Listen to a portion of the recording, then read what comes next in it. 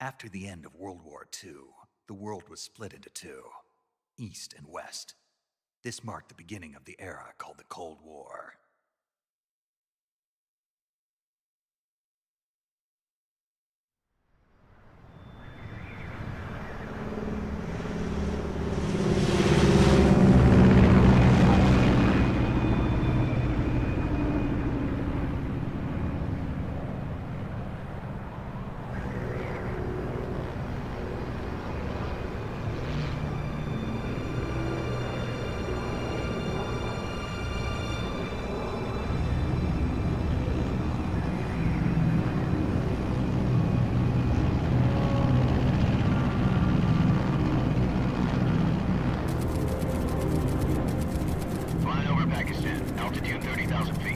Approaching Soviet airspace. 20 minutes to drop off. Commencing internal depressurization. Equipment check. Arm main parachute. All right. You ready to go? Drop zone still showing a high pressure mass. Cav okay. Good. We've got high visibility.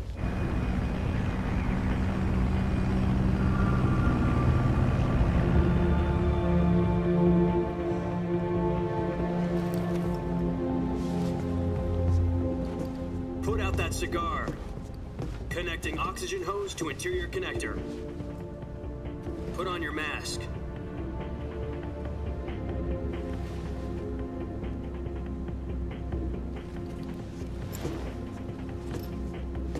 Does this panty waste know what he's doing?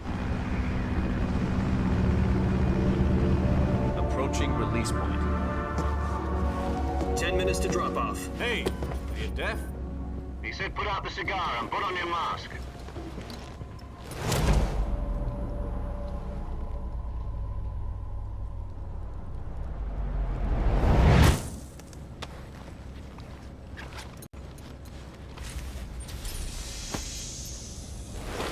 Depressurization complete. Checking oxygen supply. 6 minutes to drop off. Opening rear hatch.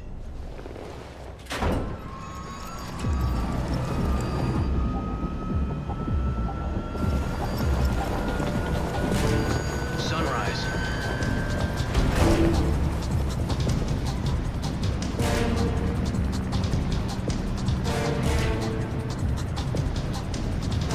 External temperature minus 46 degrees Celsius.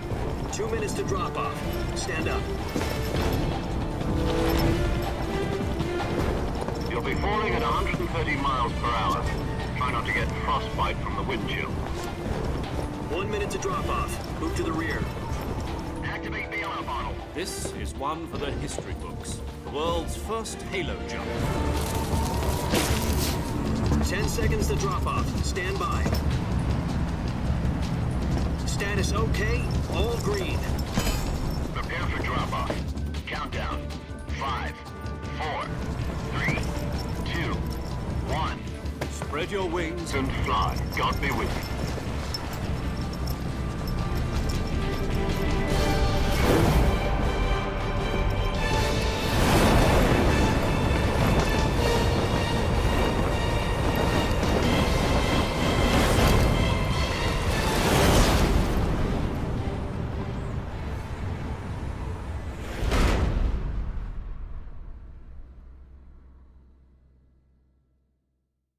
Jack, I've got some important news.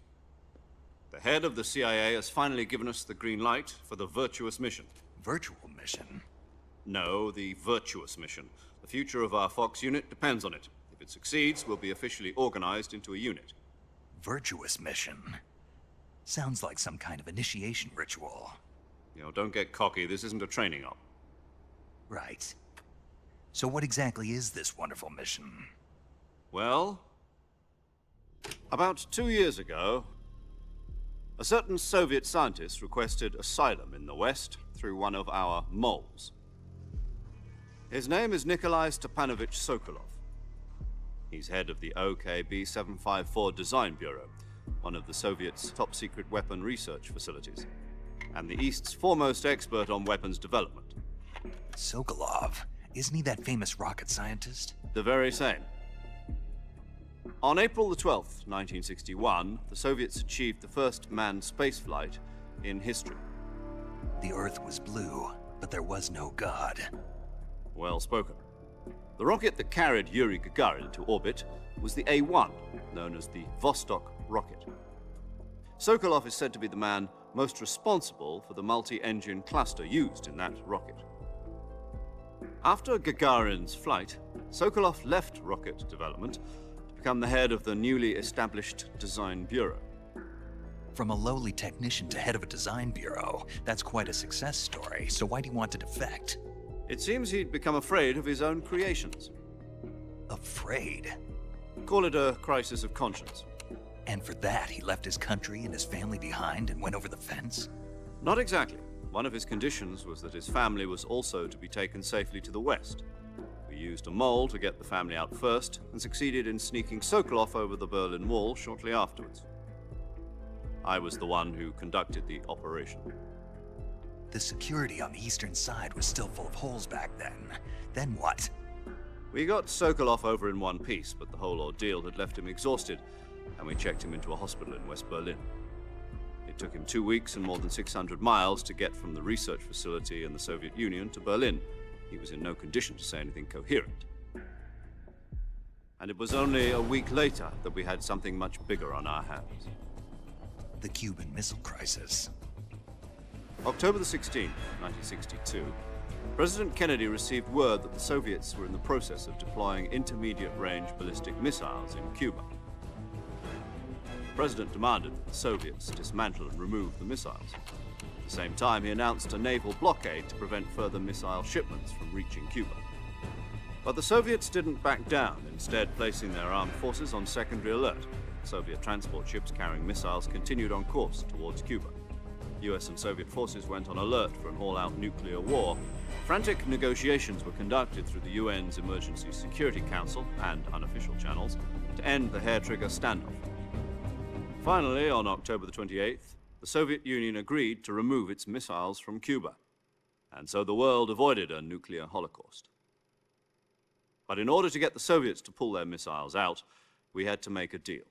You mean the one where the US agreed to remove its IRBMs from Turkey? No. The Jupiter IRBMs deployed in Turkey were obsolete, and we were going to get rid of them anyway. They had no strategic value whatsoever to either the US or the Russians. The Turkey deal was a ruse, a cover story that was fed to the other intelligence agencies around the world. So what did the Russians really want? Sokolov. They wanted us to return Sokolov.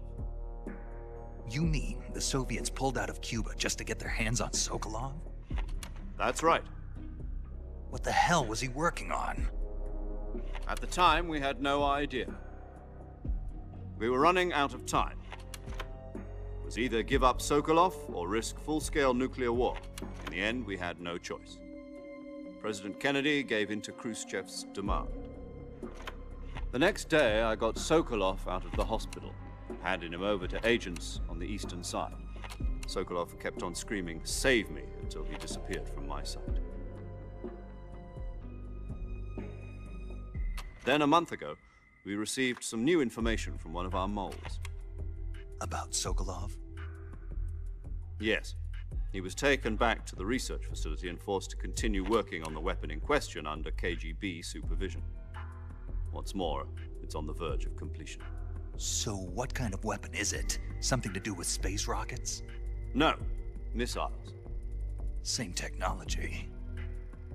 I guess you're right. We don't know the details, but it appears to be a new kind of nuclear device. For half a year now, the Soviets have been conducting frequent nuclear tests at Semipalatinsk. Something to do with the weapon, I assume. We're talking about a secret weapon so big that Khrushchev was ready to pull out of Cuba to get it back. Is Sokolov still in the facility? No. According to our intelligence, he's in Selinoyarsk, a place in the mountains about 3 miles to the west that's known as the Virgin Cliffs. The Virgin Cliffs. Nice name for a virtuous mission. They moved him there just recently. Why? Apparently, they're conducting a field test of the weapon, but it's our best chance to get him back. This mission would never have been possible if he was still in the research facility. This is our last chance. Sokolov must have known that too when he contacted us.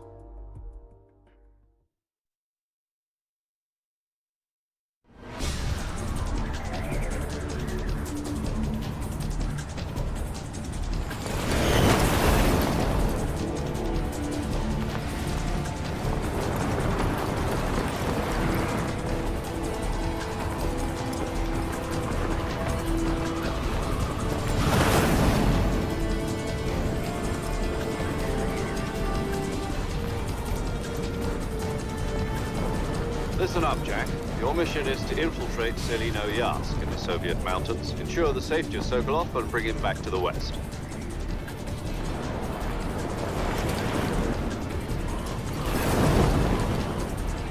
If we don't get Sokolov back before that weapon is complete, we'll be facing a major crisis.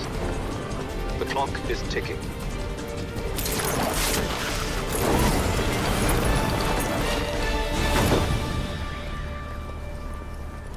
Once we've confirmed the rescue of Sokolov, stand by at the recovery point. A recovery balloon will be dropped at that point. Helium will be pumped into the balloon to inflate it. The process takes about 20 minutes. Once it's complete, the gunship's arm will latch onto the balloon and pull it up. The Fulton surface-to-air recovery system. I'm familiar with the theory. Take it easy. It's been combat-proven. Do you think Sokolov is up to it? The shock will be less than during a parachute jump, and the arm can handle up to 500 pounds. So you're planning on going over the border in a single combat Talon? She's equipped with two 6-barrel 20mm Vulcan cannons, as well as two 40mm machine guns. Sounds like she could hold her own against a battalion of tanks. Even with the fuel in the reserve tank, we're facing a 4-hour time limit. If all goes well, it shouldn't take more than a few hours. Home in time for dinner. But if anything goes wrong, you'll be eating dinner, breakfast, and all the rest of your meals in the jungle.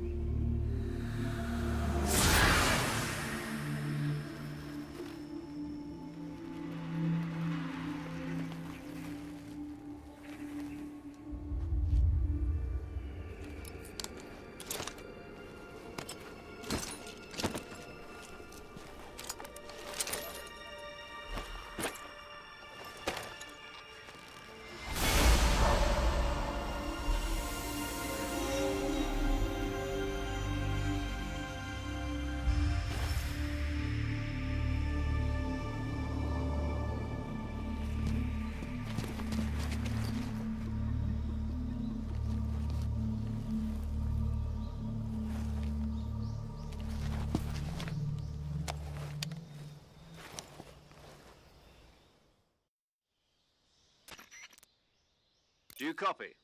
You're already in enemy territory, and somebody might be listening in. From here on out, we'll be using code names to refer to each other.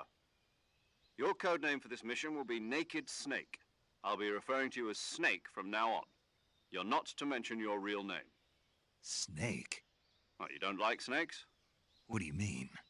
Well, you've eaten one before, haven't you? In survival training. I'm glad to hear that. I don't know if I'd ever order one in a restaurant, but... Be careful, you might not have a choice. What about you, Major? What should I call you?